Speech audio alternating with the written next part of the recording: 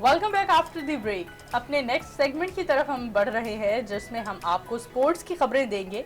तो क्या कहते हैं अहमद, स्पोर्ट्स के सेगमेंट के हवाले से क्या कहना चाहेंगे? बेसिकली स्पोर्ट्स का जो सेगमेंट है, आपको पता है स्पोर्ट्स एक ऐसी चीज़ है कि जो मर्द खवातीन बच्चों सब में काफ़ी मकबूलियत है, इसको हासिल है। स्पोर्ट्स हर बंदा पसंद करता है। हाँ, तो जानना चाहता है इसके बारे में, जानना चाहता है और हर बंदे का कोई ना कोई फेवरेट प्लेयर है, वो चाहे फुटबॉल है, क्रिकेट है, हॉकी है, कोई भी गेम है, उसका जो प्लेयर है वो हर बंदे का कोई ना कोई फेवरेट है। और वैसे ही लोग उनके बारे में जानने के बारे में बड़ा इश्तियाक रखते हैं। और स्पेशली जो आपके क्रिकेटर के लवर्स हैं, क्रिकेट लवर्स जो है, वो लोग जो हैं वो बहुत ज़्यादा खबरों पर नजरें भी रखते हैं और इन मामलात पर जो है।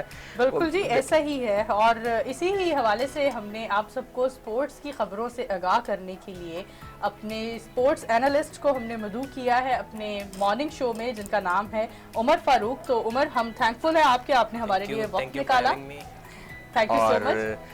उमर जो है काफी गहरी नजर रखते हैं स्पोर्ट्स के ऊपर और गाहे बगाहे बड़ी जबरदस्त किस्म की खबरें हमें देते रहते हैं। तो आज की जो हमारी खबरें हम उमर के साथ डिस्कस करेंगे, उमर अपनी जो राय है वो भी देंगे और काफ़ी कुछ ऐसा मटेरियल जो उमर की तरफ से हमें मिलता है जो बाद में होने वाला होता है, मुस्तकबिल करीब में होने वाली चीज़ें जो होती हैं वो भी उमर जो है इनका पहले प्रेडिक्ट कर देते हैं। पहले प्रेडिक्ट कर देते हैं। बिल्कुल उमर, आपसे हम जानना चाहेंगे शाहीन शाह अफरीदी के हवाले से हमारे पास एक न्यूज़ है कि उन्हें एक बड़े एजाज़ से नवाजा गया है। इस बारे में थोड़ी डिटेल हमें बताएं।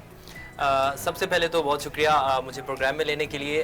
जहां तक बात है शाहीन शाह अफरीदी की और उनके अवार्ड की, सर गारफील्ड सॉबर्ट ट्रॉफी जो है उससे उनको नवाजा गया है। क्रिकेटर ऑफ द ईयर रहे और पाकिस्तान के लिए स्पेशली एक बड़ा साल था क्रिकेट के हवाले से, क्योंकि 4 अवार्ड्स ओवरऑल जो थे क्रिकेट के वो पाकिस्तान के नाम रहे और बहुत अच्छा परफॉर्म किया शाहीन शाह अफरीदी ने। टोटल 36 मैचेस उन्होंने खेले 2021 में और 78 विकेटें उन्होंने ली। Outstanding performance. और अगर पास्ट को देखा जाए तो अमूमन क्रिकेटर ऑफ द ईयर वही होता है, वही प्लेयर होता है जो test cricketer of the year होता है, क्योंकि जो टेस्ट क्रिकेट है वो एक एजाज है खेलना। तो जो एक अच्छा क्रिकेटर है उसको रेट किया जाता है टेस्ट क्रिकेट के हवाले से। लेकिन शाहीन शाह अफरीदी, पहली बार ऐसा हुआ है कि इंग्लिश कप्तान जो रूट है उनको test cricketer of the year का अवार्ड मिला है, जबकि पहली बार हुआ है काफी अरसे बाद, क्योंकि पास्ट में भी हमने देखा 2020 में केन विलियमसन थे जो test cricketer of the year रहे और इसके अलावा उनको क्रिकेटर ऑफ द ईयर का अवार्ड भी मिला। लेकिन ये पहली बार हुआ है कि उनको जो है शाहीन शाह अफरीदी को ये अवार्ड दिया गया है और टेस्ट क्रिकेट से हट के एक अवार्ड दिया गया है। और इसका क्रेडिट जो है ऑफ कोर्स वो जाता है वकार यूनिस को और स्पेशली वर्नन फिलैंडर को जाता है, क्योंकि वर्ल्ड कप में हमने देखा जिस तरह से उन्होंने पॉलिश किया और उनकी जो सुपरविजन थी उसमें जिस तरह से कॉन्फिडेंस बहाल हुआ, एक यूनिट जो था वो बना हमारे क्रिकेट का और स्पेशली बॉलिंग यूनिट का। और हमारी पेस बैटरी शाहीन शाह अफरीदी की बात कर ली जाए तो तीनों फॉर्मेट्स में कमाल रही परफॉर्मेंस और एक खुशाइंद है। और हम ये कहेंगे कि आगे जो दौर है वो शाहीन शाह अफरीदी का दौर है बॉलिंग में और शुरू होने वाला है और रैंकिंग में भी वो बहुत तेजी से इंप्रूव कर रहे हैं। तो उमर, आप इस चीज़ को कैसे देखते हैं कि काफ़ी टाइम बाद, क्योंकि एक ऐसे वाक़यात जो नाखुशगवार रुनुमा हुए मुल्क में, क्रिकेट एक बिल्कुल ख़त्म हो गई थी और उसके बाद फिर शाहीन शाह अफरीदी जैसे एक अनमोल हीरे आपके हाथ में, मोहम्मद रिजवान जैसे बैट्समैन जो है एक पाकिस्तान क्रिकेट बोर्ड, तो आप इस चीज़ को किस तरह से देखते हैं? अभी ये इस तरह से PSL आने वाला है, तो मेरे ख्याल में आपको नहीं लगता कि PSL एक बहुत अच्छा प्लेटफॉर्म है जहाँ से अभी बहुत एक अच्छे प्लेयर्स जो है वहाँ से हमें मिलते हैं जो आगे इंटरनेशनल लेवल पे, जैसे अभी शाहनवाज दहानी थे।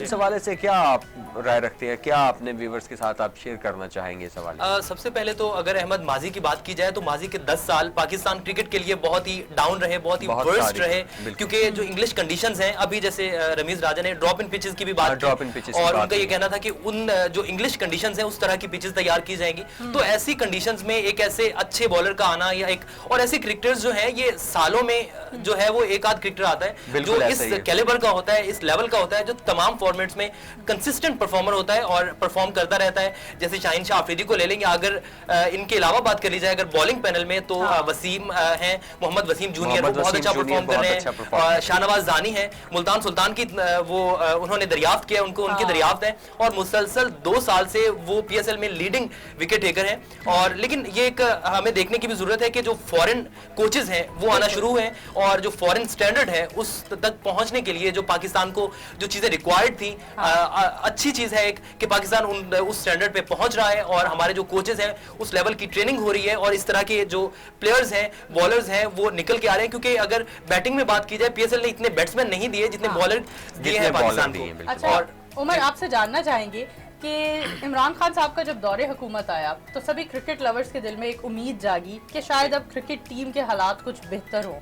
तो क्या आप समझते हैं जो बेहतरी आई है उसका सिरा इमरान खान साहब के सर जाता है? सबसे पहले अगर ग्रास रूट लेवल की बात की जाए तो इमरान खान साहब ने जो हमारा डोमेस्टिक स्ट्रक्चर था वो सारा बदल के रख दिया। उन्होंने एक ऑस्ट्रेलियन तर्ज का स्ट्रक्चर था वो उन्होंने पाकिस्तान पे जो है मुसल्लत कर दिया, ये कह लें, या उनका एक विजन है ये कह दें हम। तो उन्होंने उस हिसाब से जो है वो लाए और क्रिकेटर्स को लाए, और हमारा मोर देन 200 मिलियन हमारी जो है वो आबादी है। और इसके अलावा अगर ऑस्ट्रेलिया की बात कर ली जाए तो ऑस्ट्रेलिया की आबादी बहुत कम है। तो इतनी थोड़ी टीम्स होना और जो इस तरह का स्ट्रक्चर है डोमेस्टिक स्ट्रक्चर वो पाकिस्तान में लाना, एक तो क्रिकेटर्स के रोजगार का मसला, फिर जो 6 टीम्स होंगी महज उनको अगर देखा जाए तो 6 टीम्स हमारा आबादी के लिहाज से टीम ज्यादा होनी चाहिए। टीम ज्यादा होनी चाहिए। तो वैसे ये चीज भी अभी आप डिस्कस कर रहे थे उमर, तो जो अभी हमने T20 वर्ल्ड कप गुजरा उसमें एक चीज देखी बड़ी पॉजिटिव के रमीज राजा की तरफ से एक चीज आई कि प्लेयर्स को फ्री हैंड दिया गया।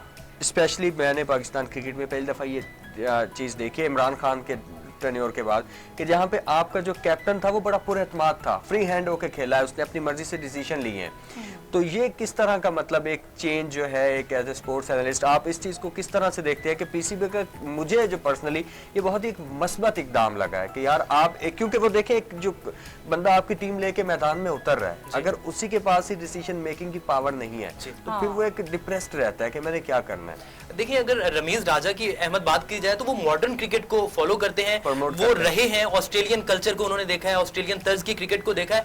तो बेसिकली जो इमरान खान का विजन था उसको अप्लाई करने के लिए रमीज राजा जैसा बंदा ही चाहिए था जो उसको अप्लाई करता, क्योंकि उनको मॉडर्न क्रिकेट का पता है किस तरह से ऑस्ट्रेलिया में क्रिकेट होती है। और उन्होंने सबसे पहले जब उन्होंने एज अ चेयरमैन चार्ज संभाला तो सबसे पहले वो आए, उन्होंने बाबर आजम से मुलाकात की, फिर उनको कहा कि अगर आप तीनों फॉर्मेट्स की कप्तानी रखना चाहते हैं तो ठीक है, अदरवाइज आपको फ्री हैंड देंगे, आप छोड़ना चाहते हैं आपकी मर्जी है। और कप्तानी एक ऐसी चीज है कि कुछ प्लेयर्स को वो निखार देती है और कुछ प्लेयर्स को वो बिठा देती है। लेकिन बाबर आजम को एक पॉजिटिव चीज आई और बाबर आजम उभर के निखर के एक क्रिकेटर के तौर पे आए। और अगर इससे पहले सरफराज की बात कर ली जाए तो उनको भी इसी तरह इख्तियारात दिए गए, लेकिन उन्होंने इख्तियारात को उस तरह से इस्तेमाल नहीं किया, उनको फ्री हैंड दिया गया। लेकिन बाबर आजम को जो फ्री हैंड दिया उन्होंने उसको इस्तेमाल किया, और न सिर्फ इस्तेमाल किया बल्कि पॉजिटिव वे में इस्तेमाल किया, और उन्होंने टीम को एक यूनिट बनाया। स्पेशली जो जरूरी होता है, हार जीत खेल का हिस्सा है, लेकिन एक यूनिट बन जाना ये एक बड़ी चीज है जो बाबर आजम के आने से। और स्पेशली जो एक कोच होता है वो एक प्लान दे सकता है कि ये एग्जीक्यूट ग्राउंड में जाके कर दो, लेकिन जो ग्राउंड में एग्जीक्यूट करना होता है वो प्लेयर्स ने करना होता है। वो जैसे बाबर आजम है उसने करवाना है इंप्लीमेंट। तो ये एक अच्छी चीज है कि जो प्लान दिया गया उसको एग्जीक्यूट किया, और उसको अच्छे से एग्जीक्यूट करना ही एक अच्छा जो प्लेयर होता है या एक अच्छा एथलीट होता है उसकी पहचान होती है। बिल्कुल। अच्छा, दूसरी चीज जो है एक और बड़ी दिलचस्प खबर है, और ये एक बड़ा पॉजिटिव जो साइन हमारे लिए कि काफी सारे अवार्ड जो है ना इस दफा हमारे पाकिस्तान की क्रिकेट को आए हैं। तो अगर हम बात करें जो आपके विकेट कीपर बैटर है मोहम्मद रिजवान की, तो वो भी ICC T20 cricketer of the year का अवार्ड उन्होंने जीता। तो इस चीज़ को आप किस तरह से देखते हैं कि अगर इस तरह की जो एक्टिविटीज़ हो रही हैं और हमारे प्लेयरों का एक वो कहते हैं ना कि अगर आप मेहनत करेंगे तो फल तो मिलेगा, लेकिन जो बाकी की जो प्लेयर्स हैं उन पे क्या इसके मस्बत जो एक चीज़ है, असरात हैं या समरात हैं, वो आपकी नज़र में क्या आने शुरू हुए हैं या मुस्तकबिल में आएंगे? देखिए अगर रिजवान की बात की जाए, Rizwan one of the finest cricketers in T20 cricket, और जिस तरह उन्होंने इम्प्रूव किया, और जब वो आए क्रिकेट में काफी सारे लोग उनको जो है वो नहीं चाहते थे कि वो क्रिकेट खेलें। मैं भी उनमें शामिल था कि जिन्होंने कहा कि नहीं, मतलब इनको क्योंकि सरफराज किसी वजह से बाहर हुए तो उनकी जगह पे इनको चांस दिया गया, और इनकी जो अगर पास्ट की परफॉर्मेंस देखी जाए वो इतनी खातिर खा अच्छी नहीं थी कंपैरेटिवली सरफराज की। तो जब वो आए तो सब मतलब उन पे तनकीद कर रहे थे कि क्यों खिलाया, या और बहुत सारे दूसरे ऑप्शंस पे गौर हो रहा था, लेकिन उनकी डेडिकेशन देखिए, और स्पेशली वो डिजर्व करते थे वो ये अवार्ड, क्योंकि जो इंडिया वाला मैच था उसमें भी हमने वो आईसीयू में थे, और उसके बाद उन्होंने वो वापस आए, और वापस आके उन्होंने उससे एक रात पहले आईसीयू में थे और फिर वो वापस आए, उन्होंने मैच खेला और ऐसी आउट क्लास परफॉर्मेंस दी। तो मेरे ख्याल में रिजवान के अलावा कोई भी जो प्लेयर था वो इसके लिए सूटेबल नहीं था। 1326 रन हैं उनके एक साल में, और 61.50 की औसत से उन्होंने रन बनाए। तो न सिर्फ इस साल में बल्कि पीछे भी T20 क्रिकेट की हिस्ट्री में एक साल में इतने रन और इस एवरेज से किसी ने इतने रन नहीं किए हैं जो मोहम्मद रिजवान ने किए हैं, और यकीनन आगे भी हम देख रहे हैं कि वो इसी तरह उनकी जो फॉर्म है वो इसी तरह इसको कंटिन्यू करेंगे और पाकिस्तान को इसी तरह जो है वो रिप्रेजेंट करेंगे। प्लेयर तो वो बड़े हैं ही हैं, साथ में बड़े इंसान भी हैं जिन्होंने एक स्टेटमेंट दिया, व्यूअर्स में आपके साथ शेयर करता हूं, उसके हवाले से भी उमर से डिस्कस करेंगे। उन्होंने कहा कि जो ये मुझे अवार्ड मिला है इसका पूरा क्रेडिट टीम मैनेजमेंट, मेरे साथी क्रिकेटर्स और मेरा खेल का जायजा लेने वाले जो लोग थे उनकी वजह से है। ये देखिए कि उस बंदे ने ये कहा कि अगर पूरी टीम को साथ लेके चले, साथ में उन्होंने ये भी कहा, जैसे अभी उमर ने बात की कि उमर को भी उन्होंने गलत साबित किया कि वो भी इन लोगों में थे। वो एक चीज होती है कि जो क्रिकेटर हमारे, हम क्रिकेट को बहुत ज्यादा पसंद किया जाता है, कहीं से भी माइनर सा भी कोई बंदा परफॉर्मेंस कम करता है ना तो हम बड़े इस चीज को लेके कॉन्शियस हो जाते हैं, हम एग्जॉस्ट हो जाते हैं कि यार ये बंदा क्या कर रहा है, ये क्या हो रहा है, ये क्यों कर रहा है ऐसा। तो ये एक बड़ी एक मतलब उसमें चीज़ थी, लेकिन ये एक पॉजिटिव उसका था कि, और मेरा ये ख्याल है कि जो आपके नाकदीन है वो बहुत ज्यादा जो है ना जरूरी है हर चीज में, अगर वो ना हो तो वो आपको पॉजिटिव रास्ता दिखाते हैं। असल में आजकल अहमद क्रिकेट बहुत ज्यादा चेंज हो गई है, फास्ट हो गई है। पहले अगर क्रिकेट की बात की जाए तो एक अगर बुरी परफॉर्मेंस होती थी प्लेयर की तो उसके पीछे वो 8-10 जो अच्छी परफॉर्मेंसेज होती थी या 2-4 होती थी अच्छी परफॉर्मेंसेज, वो याद रखते थे फैंस के, या क्रिटिक्स भी एटलीस्ट उसको बैक करते थे कि यार इसने अच्छी परफॉर्मेंस दी। लेकिन आजकल जो है आप 10 परफॉर्मेंसेज अच्छी देखते हैं, एक में डाउन जाते हैं, आपको फौरन आपके क्रिटिक्स, आपके जो फैंस हैं आपको पकड़ लेते हैं कि और अगर फैक्ट्री की बात की जाए, क्रिकेट फैक्ट्री जो है वो बहुत तेज है और इतनी तेज हो चुकी है कि एक के बाद एक अच्छा प्लेयर आपको रिप्लेस करने के लिए बैठा है। तो फिर आपको पता है कि आपको कंसिस्टेंटली परफॉर्म करना है और अगर आप नहीं करेंगे तो आपकी जगह कोई और ले जाएगा, जैसे हमने सरफराज के साथ भी देखा, उनके साथ हुआ। तो अच्छा, एक और हमारे पास न्यूज है, आईसीसी ने साल के बेहतरीन खिलाड़ी का ऐलान कर दिया जो सेहरा भी गया बाबर आजम को, जो हम बात पहले कर चुके हैं। इस बारे में थोड़ी डिटेल हमें बता दें। अगर बाबर आजम की बात की जाए as a captain, as a ODI cricketer, as a test cricketer, as a मतलब तमाम फॉर्मेट्स में अगर उनकी बात की जाए तो एक मुकम्मल पैकेज है बाबर आजम। और तीनों फॉर्मेट्स में पहले पाकिस्तान की हिस्ट्री के बाद, बल्कि शायद हिस्ट्री में पिछले 20 साल में ऐसा कोई प्लेयर नहीं है जो तीनों जो रैंकिंग्स है टेस्ट, T20 और वनडे में टॉप 10 में हो। तो बाबर आजम तीनों रैंकिंग्स में टॉप 10 में है। और ये अगर, और एक अच्छी चीज ये है कि कोहली का दौर जो था वो टूटा। विराट कोहली जो थे वो 2018, 2019, 2020 मुसलसल 3 साल से क्रिकेटर ऑफ द ईयर रहे और जो ओडीआई क्रिकेट टीम थी आईसीसी की उसके कैप्टन भी रहे।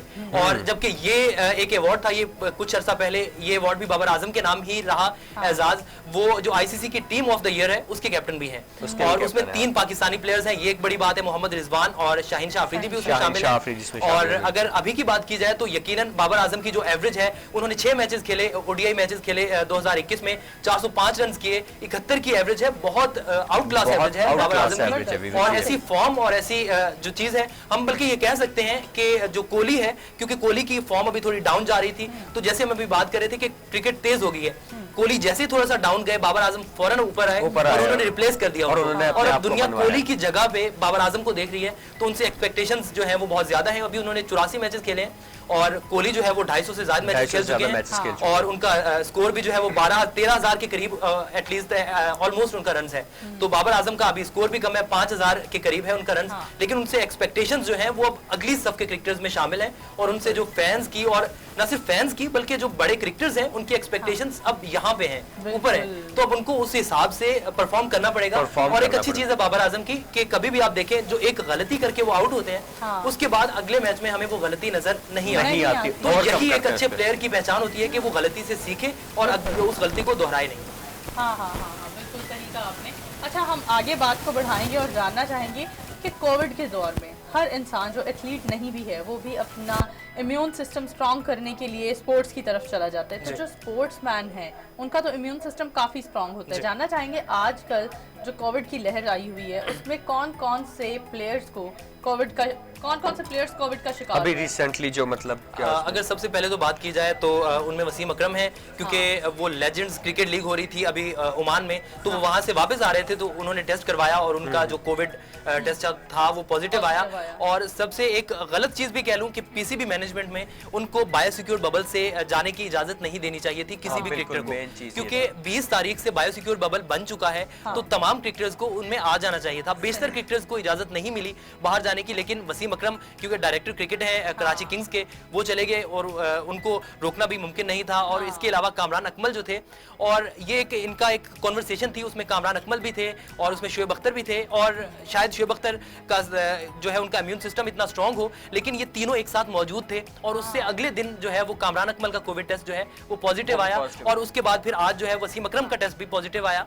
तो डाउट किया जा रहा है कि शायद शोएब अख्तर में भी जो है वो ये चीजें पाई जाएंगी, सिम्टम्स जो होंगे कोविड के वो होंगे, क्योंकि ये तीनों एक साथ एक जगह पे मौजूद थे, बायोसिक्योर बबल में नहीं आए। और उसके बाद अगर टीम्स की फ्रेंचाइजीज की बात कर ली जाए तो पेशावर ज़ल्मी पे अटैक हुआ है, बड़ा अटैक हुआ है कोविड का। उनके वहाब रियाज भी, उनके पावर हिटर जो है हैदर अली, वो भी, उनके जो ओपनर हैं कामरान अकमल, वो भी कोविड का शिकार हो चुके हैं। और इसके अलावा जो स्टाफ है और जो ग्राउंड स्टाफ है उसके 5 मेंबरान, उनको भी कोरोना हो गया है। ताहम जो सलमान नसीर हैं, डायरेक्टर पाकिस्तान क्रिकेट बोर्ड के भी चीफ ऑपरेटिंग ऑफिसर हैं, और पीएसएल को भी वो देख रहे हैं, पीएसएल के हेड भी हैं। उनका ये कहना है कि कोई भी सिचुएशन बन जाए पोस्टपोन नहीं होने वाला।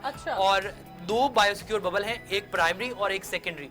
तो जो प्राइमरी है उसमें 12 प्लेयर्स हैं, जो सेकेंडरी है उसमें 8 प्लेयर्स हैं। तो टोटल हर फ्रेंचाइज के पास 20 प्लेयर्स हैं, 20 प्लेयर्स और जिसमें 8 रिजर्व्स में हैं। और अगर 13 प्लेयर्स भी होंगे तो जो मैच है वो पोस्टपोन नहीं होगा, वो होगा।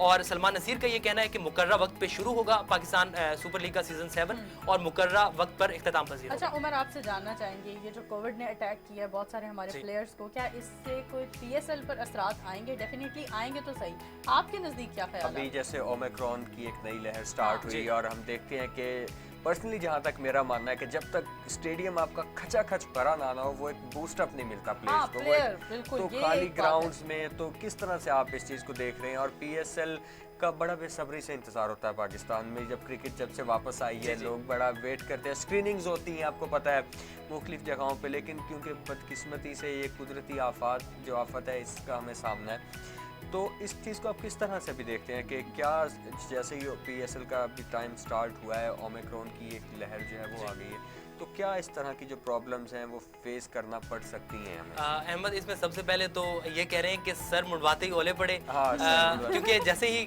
पीएसएल पाकिस्तान में आई तो उसका जो सारा कोविड का सीजन शुरू हो गया, और इसका नजला जो है ये शायकीन पे जाएगा, ये क्रिकेटर्स पे नहीं जाएगा। अगर कोविड के केसेस जैसे जैसे बढ़ेंगे तो जो क्राउड है, क्राउड को जाने की इजाजत नहीं होगी। जैसे कराची वाला जो पाकिस्तान सुपर लीग का जो राउंड है, उसमें हमने देखा कि 32,000 वहाँ पे तमाशाइयों की गुंजाइश है शायकीन की, लेकिन 8,000 तक उसको महदूद कर दिया गया है, सिर्फ कोविड के प्रोटोकॉल्स की वजह से। क्योंकि एक बॉल होता है वो क्राउड में जब जाता है, फिर क्राउड बॉल उठाता है, हालांकि उसको बॉल उठाने के बाद बार बार सैनिटाइज भी किया जाता है, लेकिन अगर क्राउड नहीं होगा तो बॉल जाएगी, वहां से बॉल उठा के जो स्टाफ होगा वो बॉल उठा के फेंकेगा, वापस आएगी और ग्राउंड में। तो इस तरह से चांसेस कम हो जाते हैं, क्योंकि ट्रांसफर होने के, वरना बॉल के थ्रू जो है वो कोविड ट्रांसफर होता है। तो इस तरह से अब पाकिस्तान में जो है इसमें लाहौर में जब आएगा कोविड तो उसका तो अभी एनसीओसी फैसला करेगी, लेकिन कराची में जो है वो 25% सिर्फ शायकीन की गुंजाइश है, और जैसे जैसे कोविड बढ़ेगा इसका जो नजला है वो अल्टीमेटली फैंस पे आएगा। अच्छा, अभी हम जैसे क्रिकेट की अभी बात कर रहे, तो मेल क्रिकेटर्स के साथ साथ फीमेल्स क्रिकेटर्स वीवर्स जो हैं वो भी किसी से अब कम नहीं है। जैसे कि फातिमा सना जो हैं, उनके हवाले से बात करते हैं उमर से कि उन्होंने भी अवार्ड जीते हैं काफ़ी सारे, और अपने जो इसके हायर के ऑनर हैं जावेद आफरीदी साहब, उन्होंने भी उनके लिए इनाम का ऐलान किया। तो इस चीज़ को आप किस तरह से देखते हैं कि ये कल्चर अब काफ़ी दूर प्रमोट करता प्रमोट होता जा रहा है स्पोर्ट्स में, तो ये क्या एक पॉजिटिव साइन है? क्योंकि आप भी अक्सर प्रोग्राम्स करके आए हैं, कुछ एक वो क्रिकेट एकेडमी जो बनाई हुई थी उन्होंने छत पे, उनके फादर काफ़ी सपोर्टिव थे, तो मेरे ख्याल में ये एक पॉजिटिव जेस्चर है अब फीमेल्स के लिए, कि पहले होता था ना कि लड़की है तो ये ग्राउंड में नहीं जाएगी, क्रिकेट कैसे तो इस चीज़ को आप कैसे देखते हैं कि मतलब फैमिली की सपोर्ट और ये चीज़ें, क्या आप इसको मतलब एक इसका जो नतीजा खस करते हैं, क्या चीज़ है ये? सबसे पहले तो अहमद अगर बात कर ली जाए एकेडमीज़ की, तो एकेडमीज़ में हमने देखा है कि रमीज़ राजा के आने से, ऑफ कोर्स इसका जो क्रेडिट है डायरेक्टली रमीज़ राजा को जाता है कि उन्होंने एकेडमीज़ को बहुत इम्प्रूव किया है। उसके बाद उन्होंने जो क्रिकेटर्स हैं, जो डोमेस्टिक क्रिकेटर्स हैं, चाहे वो फीमेल हों चाहे वो मेल हों, उनमें उन्होंने 1 लाख रुपया उनकी सैलरीज इंक्रीज की हैं कि अगर एक जो प्लेयर था, एक डोमेस्टिक क्रिकेटर था, वो अगर 70,000 80,000 पर मंथ कमा रहा था, तो अब वो 1,70,80,000 कमा रहा है। तो ये एक सबसे पहले तो ये एक चीज़ है, क्योंकि जो एक क्रिकेटर होता है, चाहे वो डोमेस्टिक हो या कोई भी हो, अगर उसका घर का चूल्हा नहीं जलेगा तो वो कैसे क्रिकेट खेलेगा, वो कैसे सर्वाइव करेगा। और यही चीज़ अप्लाई होती है लड़कियों पे भी, खवातीन पे भी। तो खवातीन क्रिकेटर्स जो हैं उनमें भी हमने देखा कि काफ़ी इंप्रूवमेंट आई है पिछले रमीज़ राजा के आने के बाद से। उन्होंने काफ़ी खवातीन की क्रिकेट को इम्प्रूव किया है। और अगर स्पेसिफिकली फातिमा सना की बात कर ली जाए तो बहुत ही फाइनेस्ट बॉलर हैं, मीडियम फास्ट हैं, राइट आर्म। लेकिन उन्होंने जो पिछले साल 2020-21 में, स्पेशली 2019 के एंड में उनका डेब्यू हुआ, लेकिन 2020 और 21 में उनकी जो परफॉर्मेंस थी, 2020 में पाकिस्तान कुछ मैचेस भी नहीं खेल सका अनफॉर्चुनेटली कोविड की वजह से। 2021 में वेस्ट इंडीज़ की सीरीज़ हमने देखी, उसके बाद आईसीसी वर्ल्ड कप के क्वालिफायर्स हमने देखे, उसमें भी उन्होंने बहुत अच्छा परफॉर्म किया। और इंग्लैंड के साथ सीरीज़ थी, उनमें उन्होंने परफॉर्म किया। और अभी 3 मार्च से जो वर्ल्ड कप शुरू हो रहा है उसमें भी स्क्वाड का हिस्सा है।